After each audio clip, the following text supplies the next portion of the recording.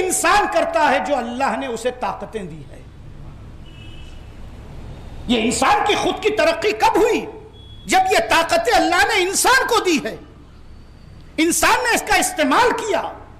بہرحال یہ ساری چیزیں انسان کو ترقی یافتہ بنائی۔ انسان نے افلاک پر سیر کرنا شروع کیا، اس عالم سے دوسرے عالم میں جانے لگا۔ پہلے صرف تھیوری نظر آتی تھی، سولار سسٹم کی باتیں ہوتی تھی، سوشل اسٹڈیز پڑھائی جاتی تھی، نظام شمسی پڑھایا جاتا تھا، لیکن آج انسان وہاں پہنچ چکا ہے۔ کون مارس تک گیا، کون جوپیٹر تک گیا، کون اس عالم تک چلا گیا؟ انسان ہی تو گیا، کوئی اور ہے جانے والا؟ نہیں۔ فتبارک اللہ احسن الخالقین۔ پاک اور منزہ ہے انسان، اللہ کی ذات جو انسان کا خالق ہے۔ اللہ نے فخر کیا۔ بس آخری جملے اور پھر مصائب کی طرف آ جاؤں، اہم موضوع سے دور نہ ہو جاؤں۔ اتنی ساری چیزیں انسان کے لیے، اب جب قانون اترنا شروع ہوا انسان کے لیے، اللہ نے پیدا کر کے فخر و مباحت کیا، آزادی دی، ملک سے بہتر بنایا، بہت ساری قوتیں انسان کو دے دی، بہت ساری طاقتیں انسان کو دے دی، بہت بڑا مقام انسان کو دے دیا، عظمت، اشرفیت، ساری چیزیں انسان کے پاس۔ جب قانون آنا شروع ہوا اسی انسان کے لیے، دین آنا شروع ہوا اسی انسان کے لیے، اصول آنا شروع ہوئے اسی انسان کے لیے، لاس آنا شروع ہوئے اسی انسان کے لیے، قرآنی شکل میں، احادیث کی شکل میں آیت آئی، السارق والسارقۃ فاقطعوا ایدیہما۔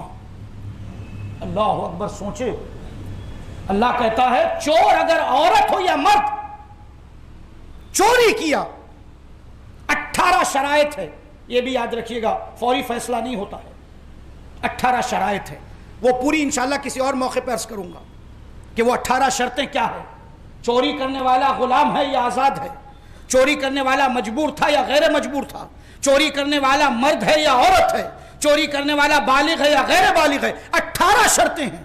چوری کرنے والے کو کسی اور نے چوری کروائی یا خود اپنے سے لیے چوری کی، چوری کرنے والا بھوک کے وجہ سے چوری کیا یا اپنی شوقیہ طور پر چوری کی، 18 شرائط یہ مکمل ہو گئے۔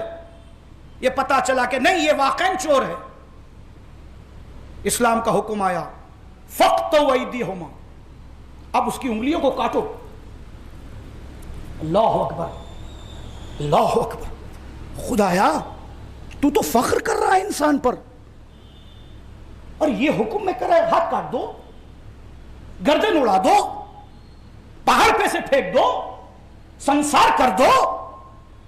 یہ سزائیں، اسلامی تعزیرات، اسلامی سزائیں، دو ایسے حکم ہیں، وقت نہیں ہے، دو ایسی چیزیں ممبر سے بیان ہونی چاہیے، لیکن مجبوری ہے کہ ہمارے لیے یا تو وقت نہیں ہوتا یا وقت آتا ہے تو بیان نہیں کر پاتے۔ اسلام کا عسکری نظام یہ بہت اہم ہے، فوجی نظام اسلام کا کیا ہونا چاہیے؟ ہر وہ شخص جو امام زمانہ کے لشکر میں شامل ہونا چاہتا ہے، یہ ہم دعا کرتے ہیں نا کہ ہم کو مولا کے لشکر میں، لشکر کا مطلب کیا ہوا؟ لشکر میں کون ہوتا ہے؟ سپاہی، فوجی۔ ہم ہندوستان کی آرمی میں ہیں؟ جی نہیں، ہم اپنے گھر میں ریسیڈنشل ہیں، ہم آرمی والے نہیں ہیں۔ آرمی کون سی ہوتی ہے؟ جو 3 راستوں پہ ملک میں داخل ہونے کے لیے 3 راستے ہیں، زمینی راستہ، ہوائی راستہ، سمندری اور پانی کا راستہ۔ کسی بھی سرحد میں داخل ہونا ہے تو 3 سینائیں ہوتی ہیں، پانی کی سینا الگ، ہوا کی سینا الگ، زمینی سینا الگ۔ ہم کہتے ہیں مولا ہم کو آپ کے لشکر میں شمار کرنا۔ لشکر کے کون سے حصے میں رہیں گے ہم؟ ہوائی سینا میں رہیں گے، پانی والے میں رہیں گے، زمین والے میں رہیں گے۔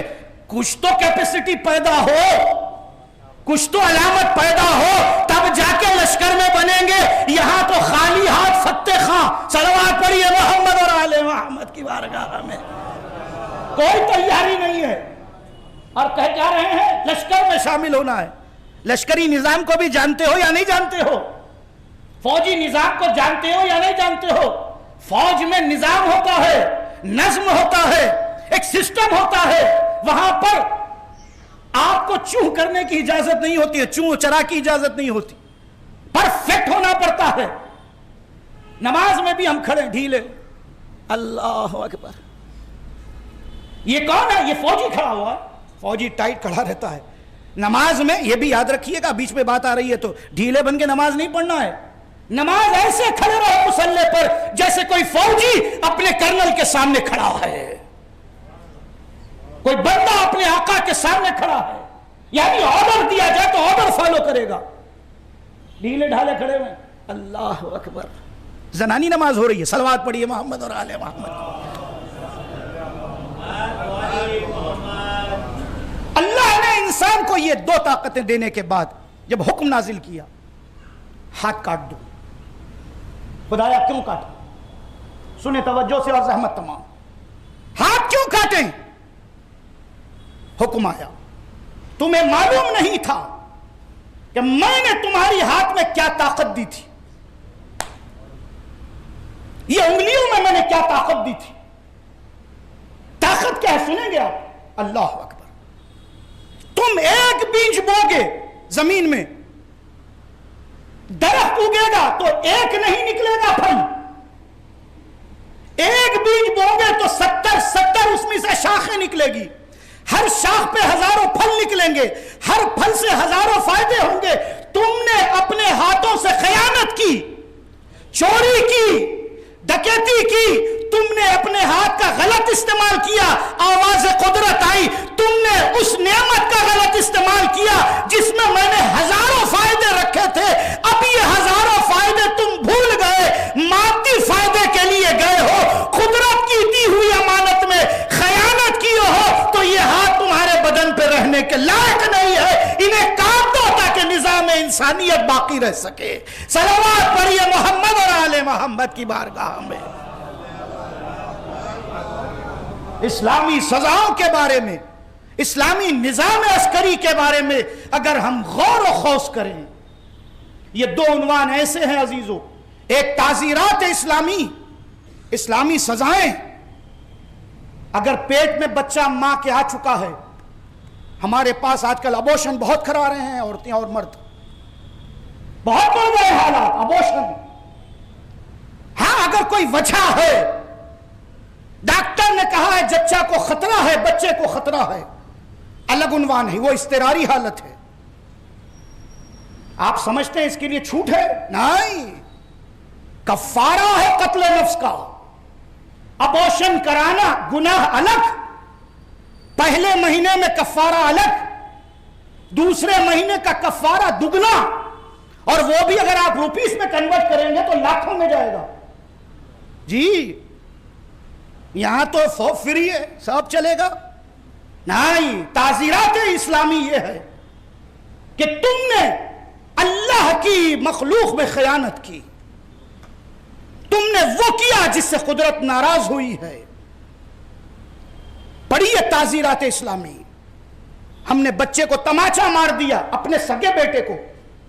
मुश्किल है अजीजों सारी बातें बयान करना। अगर बच्चे के गाल पे कौन सा रंग आया, नीला पड़ा, लाल हुआ या काला हुआ, सबकी दियतें अलग अलग। बच्चे को देना है, मां बाप को देना पड़ेगा, बाप को देना पड़ेगा, सगे बेटे को।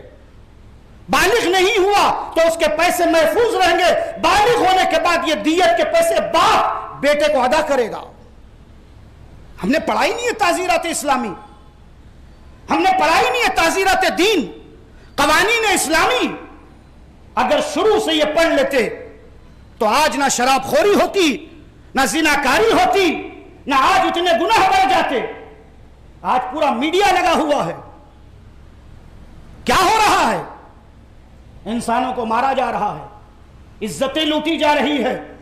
खुदा की कसम, अगर कानून इलाही नाफिज हो जाए, अगर गुनाह खत्म ना भी हो तो गुनाह के एवरेज में कमी जरूर आएगी, क्योंकि खौफ पैदा होगा। बस अजीजान गिरामी, अगर इन तमाम चीजों को इस्लाम के लोगों में मतरह किया जाए तो फलसफे हयात भी समझ में आएगा, फलसफे मौत भी समझ में आएगा। हमने ना फलसफे हयात को समझा, ना फलसफे मौत को समझा। नौजवान लड़के आज के छोटी छोटी बातों पर कोई आत्महत्या कर रहा है, کوئی سوسائڈ کر رہا ہے، کوئی موت کو گلے لگا رہا ہے. کیا سمجھا ہے تم نے؟ یہ بدن تمہارا اپنا ہے؟ میں نے مسجد علی کے خطبوں میں کئی مرتبہ اس کی طرف اشارہ کیا. جب ہم یہ سمجھ لیں گے کہ یہ بدن ہمارا ہے، میری مرضی، بیچ میں چلا تھا یہ سلوگن، آپ کی مرضی، اجی آپ کا بدن آپ کا ہے ہی نہیں، آپ کی مرضی کیسے ہوگی؟